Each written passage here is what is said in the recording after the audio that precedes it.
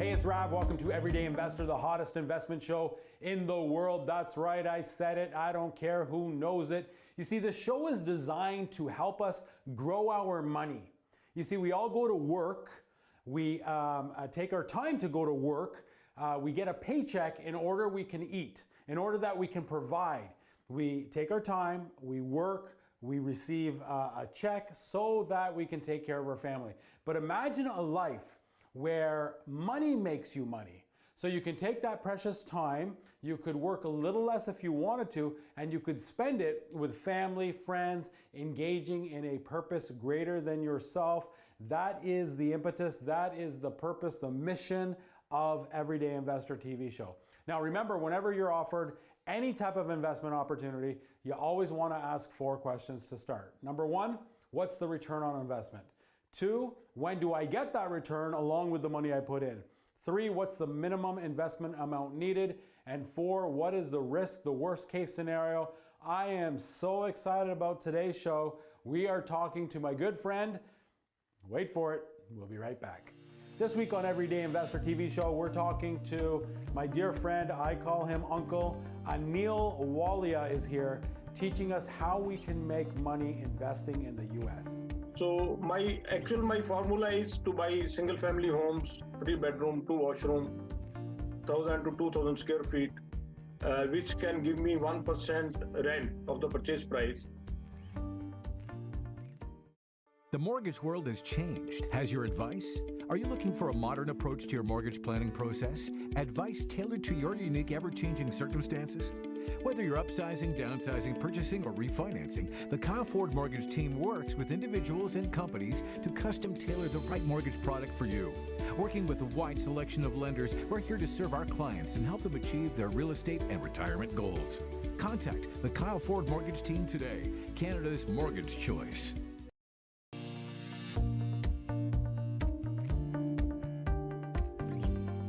Hey, it's Rav. Welcome back to Everyday Investor. Before we talk to Anil Walia and learn how we can make money investing in the US, let's find out what's happening in the world of stocks with stocks expert Omar Khan. Thanks, Rav. Omar Khan here, guys, with Data Trading. Want to give you the weekly market update. Markets continue to grind higher. Why? Because corporate earnings are ultimately what drives stock market prices higher. Corporate earnings have been coming in really good with Apple and Facebook and Microsoft, all the big names, Tesla. They're doing really, really well in terms of their earnings. And these kind of companies, Amazon disappointed a bit. But the main thing is the consumer is healthy, which means you're spending money, which means these companies are making a lot of money. Now, August and September are traditionally weaker times of the stock market, weaker times of the year. So let's see if we get a bit of a pullback. But based upon these corporate earnings, there's a high likelihood that the second half of the year, because of these high earnings, will look pretty good. But we'll see. Ultimately, like I said, earnings, the amount of money a company makes, that will determine how high or low the stock price goes in the future. Back to you, Rav, and we'll see you guys next week. Thanks, Omar. Always great to learn from you. And Anil, Uncle G, it's always great to learn from you as well. Every time I am with you, I feel so blessed. The last year and a half, I think we snuck in 1 or 2 opportunities. We sat in the backyard, but now here we are, August 2021, and restaurants are fully open. And so let's go grab some Indian food whenever you're available. Yes, most certainly. Yes, yes. Listen, Anil, whenever I tell anybody about you, they don't believe me. And so they have to go back to, see our archive TV shows, because whenever it comes to investing, any type of investment, but really investing in the US, you are my go-to guy. I mean, last time we spoke and you were on the show, it was pre-COVID. And at that time you were 90 properties or something like that, 90 some. Yeah, all in the same geographic area in, just outside Orlando. How many properties are we now to date? Yeah, the last time we met was, I think, around 2 years back in April 2019. And that time I had 80 properties. And now I have 100, exact 100. 100. Yeah, maybe I thought 90 because when you sat in my backyard, a while back, you told me 90. But last time you were on the show, it was 80. Yeah. 2 years later, you acquired another 20. Yeah. That's true. So I did a century. and you started this. So again, I want people to hear this. 100 properties. These are all single family. I think you have one commercial unit or one multiplex, correct? Yeah, two multiplex. One is 6 unit, the other is 9 unit. They are Okay, so 25 of the properties. You said 16 and 9 or 6 and 9? Yeah, 6 and 9, 15. Oh, 6 and 9, 15. And so the other 85 are single family homes. Absolutely. 3 bedroom, 2 washroom, detached. Yeah. Even these multiplexes are townhouses which are 2 bedroom, 2 washrooms. I love that. And so, Anil, talk to me a little bit about that mindset that you basically have 90 different doors, 90 different clients, tenants, people you take care of, your team does. But somebody may be watching this show and saying, but why doesn't he just buy 2 50-unit apartment buildings? What's the thought process? Yeah, you see, it's like this. For entrepreneurship, you look for where you can crunch the numbers. So my formula is to buy single family homes, 3 bedroom, 2 washroom, 1,000 to 2,000 square feet, which can give me 1% rent of the purchase price. And if I find that similar situation works, similar number works in a multiplex, I do tend to take that route as well. So while in the process, I found there were 2 good opportunities. So I took 6 unit multiplex as well as 9 unit multiplex. Okay, so what you're doing, which is very hard to do in Canada, definitely in the metropolis, but what you're doing is you're applying the 1% rule, meaning that if you buy a property for $150K, you want to see 1%, $1,200 per month. Per month, absolutely correct. Per month of rent. When you do this, then you feel like you've hit a home run. Now, I know when you first started, this was, your purchase price of a property back then, maybe $80K, but you were still getting $1,200 a month. So you were doing much better than the 1% rule. Yeah, absolutely. You see, when I started, it was 70 to 80K, and I used to get around $900 or $1,000 rent. But now also, though it's market is becoming tight, but still I buy only if it meets my rule, 1% rule. The 1% rule. No, I love that. And what's always interesting to me is, of the 100 dwellings you have, how many did you see prior to purchasing? No, I bought all of them on internet, and I did not see any property before buying. Though subsequently I have seen, and last maybe 10 properties I haven't seen, because last time I was in US was in January 2020. So whatever acquisitions I have done after January 2020, I haven't seen even after renovation. Uncle G, Anil Walia, he has 100 dwellings. He's never seen one prior to purchasing. It was all done online. But Anil, you set this up. You went there before your first property, and you, and by the way, you started this with $400,000. You started doing all this with $400,000. Absolutely. My initial investment was between 400 to 450K. 400 to 450. And this was, the first property was purchased in what year? It was purchased in January 2020, January 2012. 12. Okay, so about 9 years later, you started with 400,000, 450. 9 years later, what is the value of the 100 dwellings, if you will? I know you don't like to share this, but to inspire the people watching, what would you say is roughly the value? You see, it could be very overwhelming for some people, and today it's touching $23 million. $23 million. So what you're saying is 9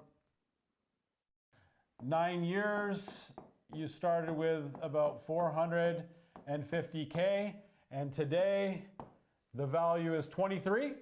$23 million, yeah, US. 23 million USDs.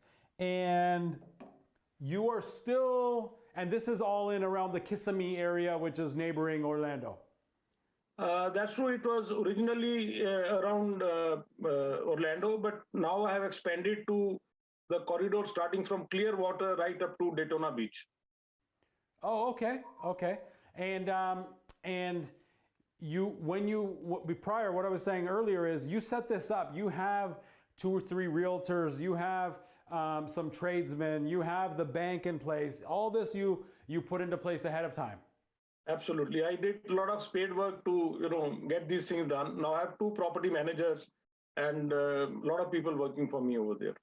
And so do you still buy these cash and then refinance and get a mortgage? That's true because we are Canadians, so it's easier for us to buy in cash first and then refinance. So let's just say you buy a property to make it simple, you're buying a property for $100K cash. Then after you do that, you go to the bank, and what percent do they give you?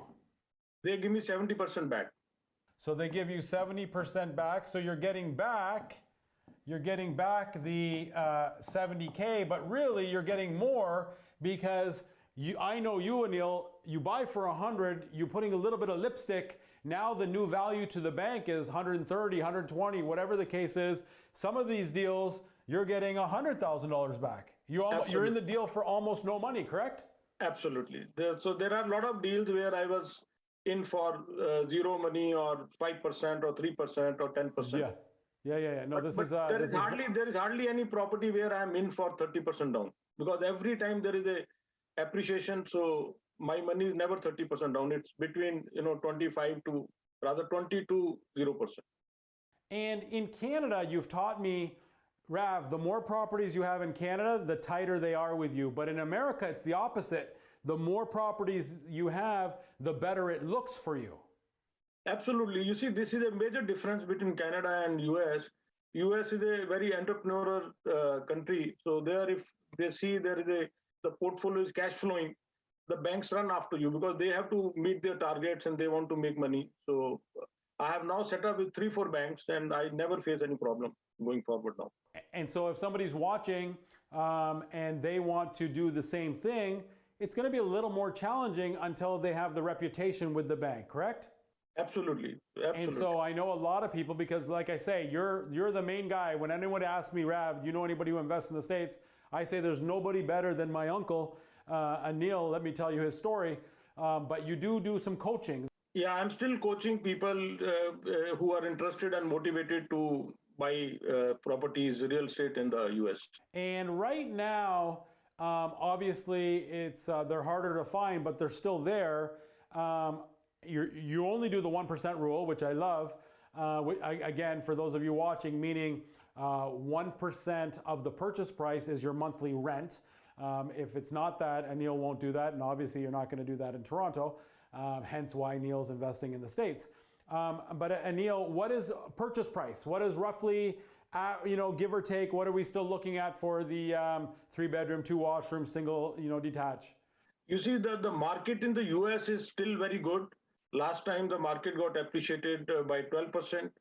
And this from June 21 to June 22, they are anticipating 14.5% appreciation. So if you look at it, it is still a good place to buy.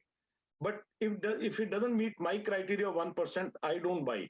But if I can flip, I can change my model to flipping, this market is still very good. So you're doing the 1%, but what is the average purchase price? So my average purchase price is around between 125 to 150. 120, okay. So we've moved up a little bit, but you're still looking then for the $1,250 to $1,500 a month. Absolutely. I moved up a little bit, plus I shifted my demography. I went to Tampa. I bought about 7 properties in Tampa, and 1 unit is in Daytona Beach. So you bought in Tampa. So you took a trip to Tampa?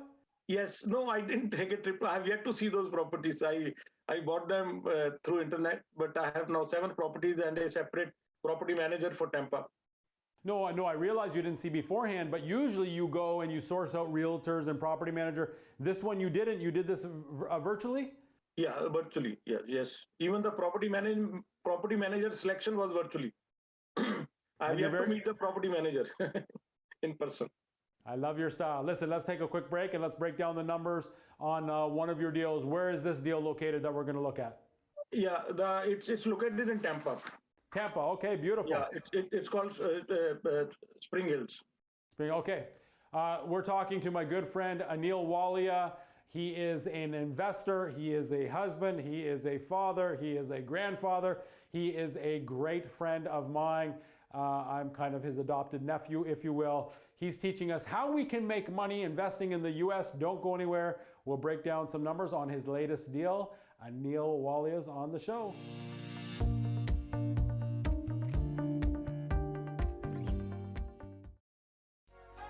At Theta Training, our goal is to help you achieve financial freedom by teaching you the foundations of trading stock options. Join our growing community.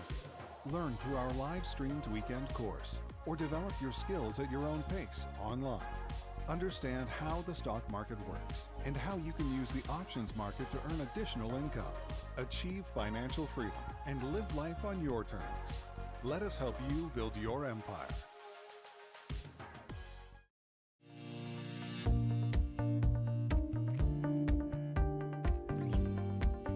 Hey, it's Rav. Welcome back to Everyday Investor. We're talking to Anil Walia, learning how we can make money investing in the States. Before we do that, let's find out what's happening in the world of mortgages with mortgage expert Kyle Ford. Over to you, Kyle. Thanks, Rav. This week I want to talk about taking a mortgage into our retirement. For many years, Canadians have been preached that in order to live a comfortable retirement, the first thing we need to do is pay off the mortgage. This comes from our parents' generation, who went through much higher interest rates, such as 18, even 20%. The question becomes, in today's ultra-low interest rate environment, should we be taking a mortgage into our retirement? This is always going to have a lot to do with your personal risk tolerance, other income, living factors. But the question I like to ask is, if we have the ability to borrow at 2% and lend at 10, 11, 12%, does it make sense to take a mortgage into retirement and use the spread to create additional income?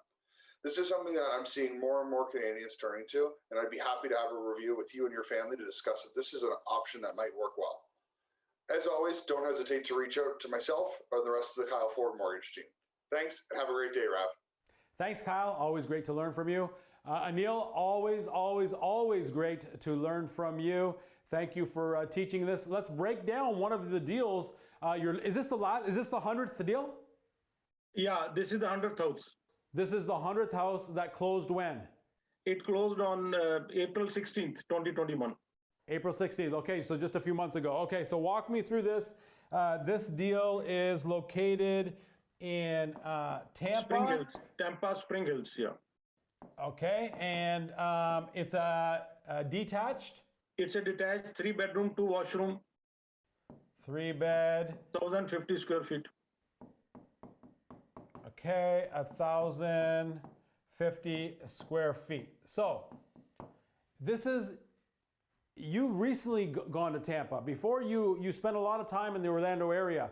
Now you've gone across to the Gulf side of Florida and you're in Tampa, but yet you never went there. So you sourced out realtors. Like, how do you find these properties is what I'm getting at. Yeah, you see, there is multiple channels which I have opened up. I remain in contact with the wholesalers. There are a lot of auction sites, and there are other ways of getting the deals. Plus, realtors, sometimes they send it, but mostly the realtors, if it's a good deal, they grab themselves. So you have to rely on the other sources to get a deal. And how much time do you spend? Because I know you've also talked to me about your stock options. You've been trading stocks, and also I think a little bit of nurturing for Omar Khan. A little bit, I think, correct? Yeah. That's true. You see what happened in last February. I refinanced 20 of my properties, and I was left with about over $1 million in the bank. But I decided to take vacation and went to India. When I came back on 2nd March 2020, I found there's a cash lying in the bank and stock market is melting. And I didn't know ABC of stock market at that time. I didn't even know the stock symbols of Apple or Amazon. I started learning at that time because you see, a good entrepreneurship is to grab the opportunity. So I did undergo some training and some knowledge here and there. And I started investing in May 2020 in the stock market. I met you and you introduced me to Omar Khan and Theta Trading I joined. So I took a few steps with their help as well. And that stock option thing is doing very well.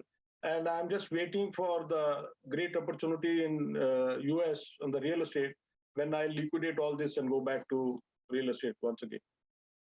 When you liquidate what? All the stocks?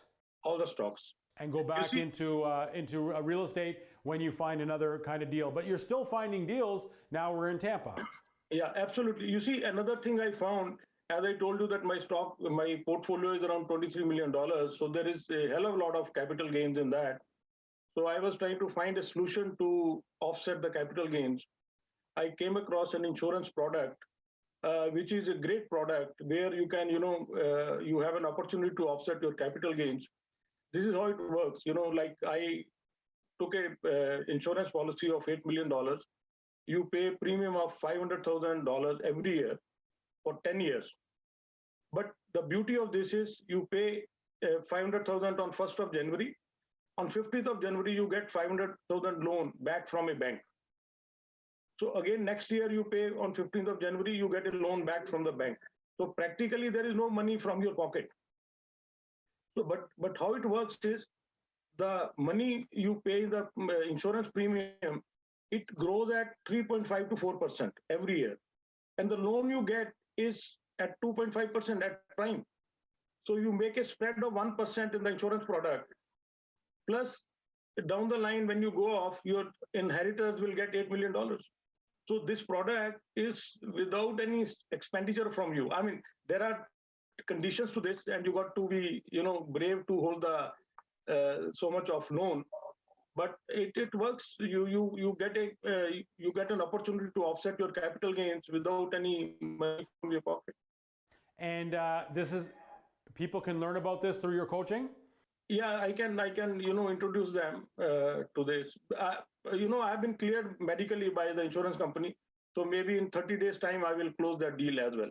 Okay, great. Well, your contact info's there. I'm sure people, I know people call, whenever you're on the show, people call you. They want to learn about this. They want to learn about now stock options. They want to learn about how we can reduce our capital gains. And of course, I know you, everything is legal. Absolutely legal. Absolutely. Finding ways to do this. So we bought this in Tampa for how much? I bought this for $122,000. So we bought this for $122K. And this was in April? April, yeah. April 21, just a few months ago. And so if I know you, I need at least $1,220 a month of rent. How much rent are we getting? No, I spent $6,000 in repairs. So total investment was $128, yeah. $6,000 in repairs? Man, you make that money go a long way. Yeah. I don't know what you can do with $6,000. $128. And then the appraised value came at $140. So after you spent $6,000, you were able to lift the whole thing $12,000. Absolutely. So now the new value is how much? 140. 140K. Yeah. Okay, and you refinanced, you pulled your money out. How much are you in for this deal? So I got the refinanced at $98,000. I got it back. 98. So you got back 98K, and so you are left into this deal for 42? No, my expenditure was only 128.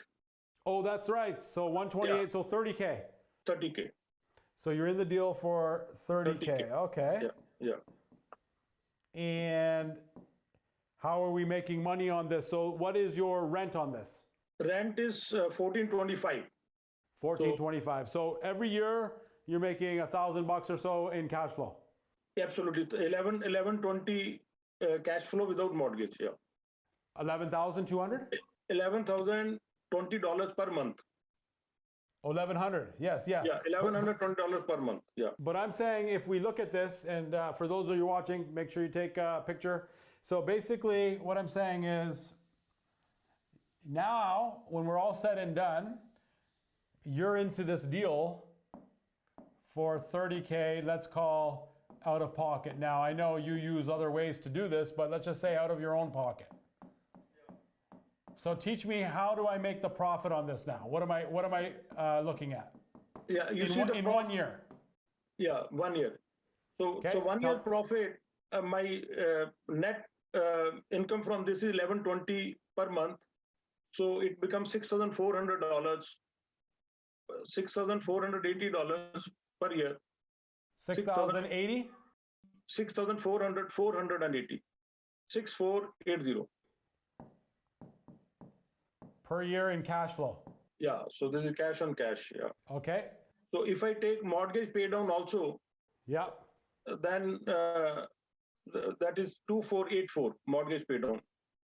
A year. Yeah, a year.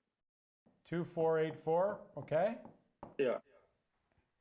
And then if we take a normal appreciation of 3%. Appreciate at 3% on the 140. 140. So it's $4,200. Okay. Yeah. And then you add that up. Yeah. If we add that up, it becomes 13164. 13164. Yeah.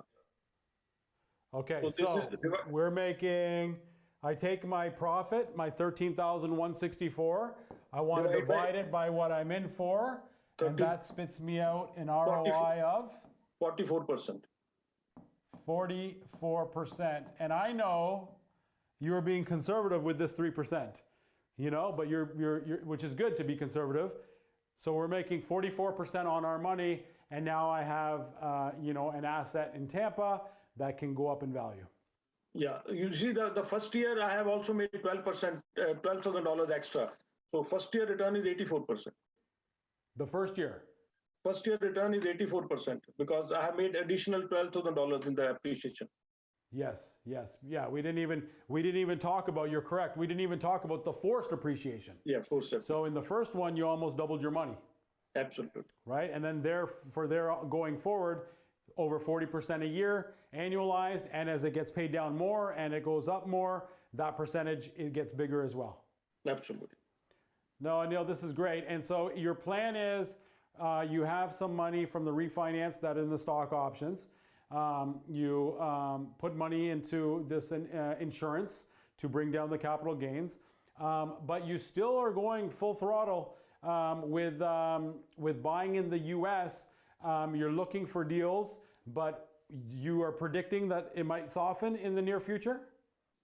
No, in the US, they do not predict as much because the Zillow is anticipating an appreciation of 14.5% in that area. No. The only reason why I said that is when you're going to take your stock options money, and one day in the future, you'll invest it again in the States when the time is right. Yeah, absolutely. Because you see, this government is printing a lot of money. So there is always a fear that the dollar can depreciate or inflation can take place. Plus, there are 9 million people who have sought mortgage forbearance. So once the mortgage forbearance issue is over, some properties will come in the market. Plus, they had given instructions to the landlords not to evict tenants. So that instructions are also getting over. So once the people start evicting the tenants, then also some properties will come.